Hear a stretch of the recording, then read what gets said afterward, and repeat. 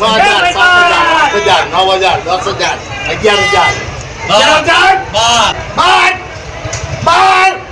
10,000 11,000 season महीनो दिवस जेवी चाले एवी शक्यता छे अने गत वर्ष करता 5 दिवस वेली छे ए पण खेडूतोने एक नुकसानी छे।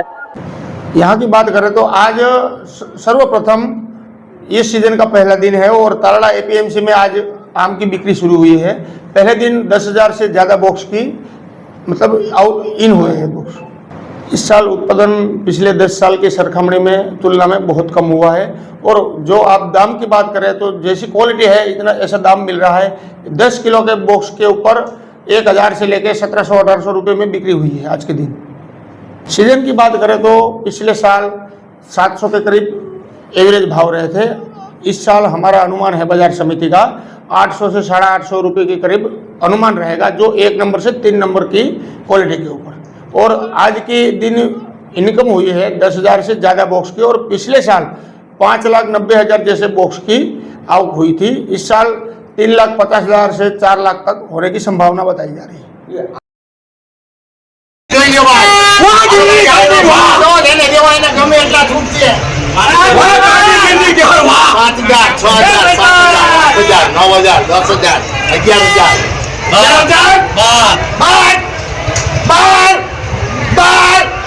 પપ્પુ શેખ પોરબંદર નાની ખેતર જોઈજો ને ગાયના ભાડામાં થયો ભાઈ ચાલો 5,000 5,000 6,000 7,000 8,000 9,000 9,000 9,000 લાખ ભીખાભાઈ ભરવા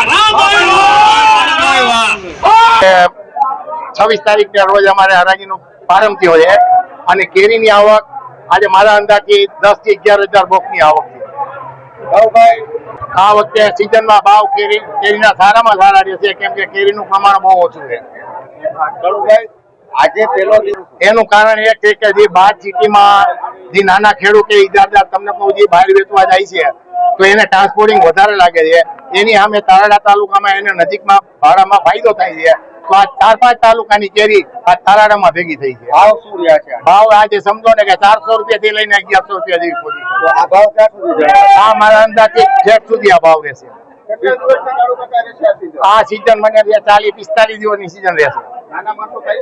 ના ખાઈ શકે, નાના માણસો કેરી કડવી લાગશે, એની કોઈ કન્ડિશન કેરીની પોઝિશન જ નથી।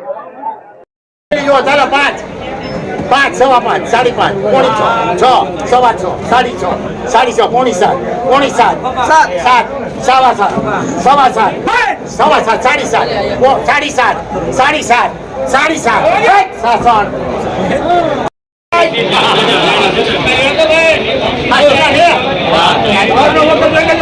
કેરી જોજો 5 સવા 5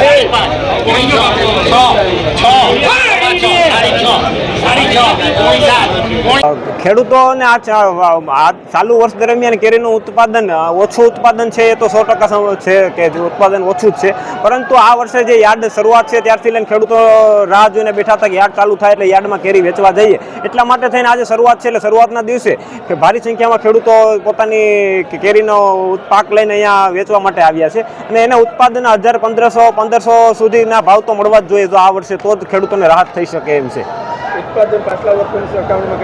પાછલા વર્ષોની સરખામણીમાં 20 થી 25% ઉત્પાદન જ આ વર્ષે થઈ એવી શક્યતા છે।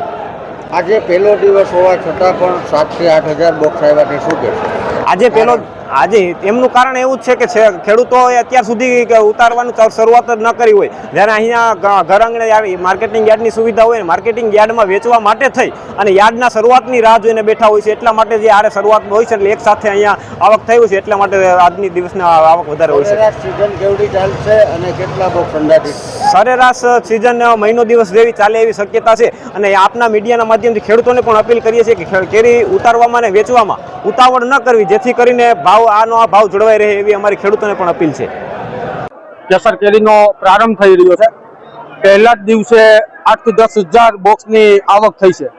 ગત વર્ષ કરતા 5 દિવસથી 6 દિવસ સુધી વહેલી છે। છેલ્લા 4 વર્ષથી જોઈએ તો કેસર કેરીનો પાક ગીર પંથકની સદંતર નિષ્ફળ જઈ રહ્યો છે। એમાં આ વર્ષે 2025ની સાલની અંદર 80% પાક નિષ્ફળ છે અને માત્ર 20% જ પાક આવેલો છે, જે અનુસંધાને ખેડૂતો બહાર કેરી નથી મોકલી શક્યા અને પહેલા જ દિવસે કેરી માર્કેટિંગ યાર્ડની અંદર 8 થી 10,000 બોક્સની કેરીની આવક થઈ છે.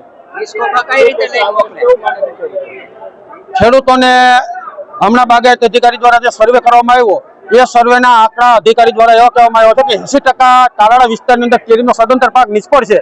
તો તાત્કાલિક જોડે ખેડૂતોને વળતર આપવામાં આવે. અત્યારે હાલની તકે ગીરના ગામડાઓમાં બગીચાઓનું કટિંગ થઈ રહ્યું છે, એ રોકવા માટે અમારે સરકારશ્રીને એક રજૂઆત છે કે આપ સર્વે કરીને ખેડૂતોને સહાય પહેલા આપો.